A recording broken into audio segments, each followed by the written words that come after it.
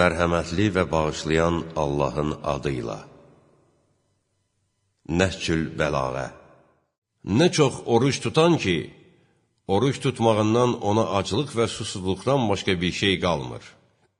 Nə çox namaz qılan ki, namaz qılmasından ona oyaqlıq və əziyyətdən başqa bir şey qalmır. Zirəklərin yuxusu və onların oruc açmaları necə də gözəldir. İmanınızı sədəqə ilə qoruyun, var-dövlətinizi zəkat verməklə amanda saxlayın. Bir-birinin ardınca gələn bəla və çətinlikləri dua etməklə uzaqlaşdırın. İnsanlar üç qisimdilər: Rəbbani və ilahi alim, nicat və qurtuluş tapmaq yolunda olan elm axtaran və öyrənən, kiçik və zəif milçəklər ki, hər çağıranın arxasınca gedir və hər küləklə bir tərəfə eylirlər. Elm nurundan işıq götürməyiblər və möhkəm sütuna sığınmayıblar. Ey Kumeyl! Elm maldan daha yaxşıdır. Elm səni qoruyur, malı isə sən qoruyursan. Bağışlamaq malı azaldır, elm isə bağışlamaq nəticəsində artır. Sərvət ilə yetişdirilmiş şey və əldə edilmiş böyüklük onun əldən çıxması ilə əldən çıxar. Ey Kumeyl ibn Ziyad! Elmlə tanışlıq və onu əldə etmək dindir ki, ona görə savab və mükafat verilər. İnsan elmlə öz həyatında itaət və tabeçiliyi, ölümdən sonra isə yaxşı və gözəl sözləri əldə edir.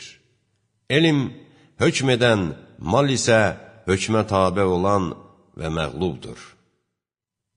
Ey Kumeyl ibn Ziyad! Sərvət toplayanlar diri olmalarına baxmayaraq həlak olublar. Alimlər zaman durduqca duracaqlar. Onların vücudları itib, surətləri isə qəlblərdə bərqərardır. Bil ki, burada çoxlu elm var. Əgər onun üçün onu öyrənən şəxslər tapa bilsəydim. Bəli, zehni iti olan tapıram, amma ondan xatircəm deyiləm.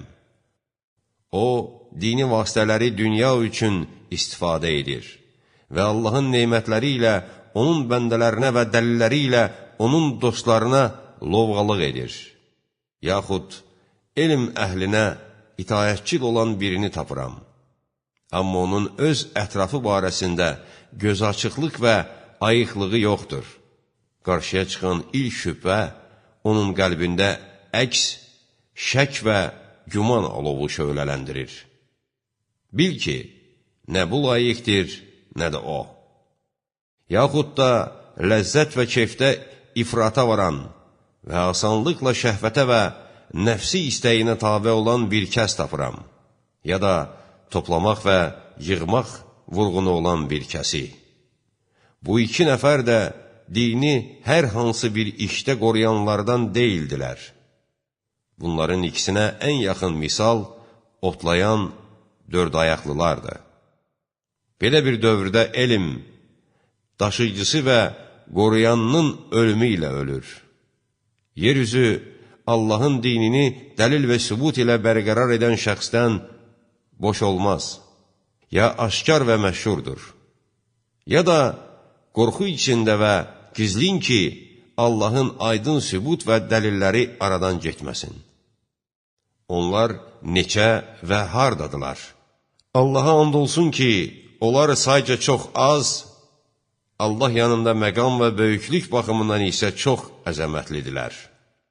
Allah öz aşkar dəlil və sübutlarını, onlar həmin dəlilləri öz bənzərlərinə tapşırana və qəlblərində əkənə qədər onların vasitəsilə qoruyur.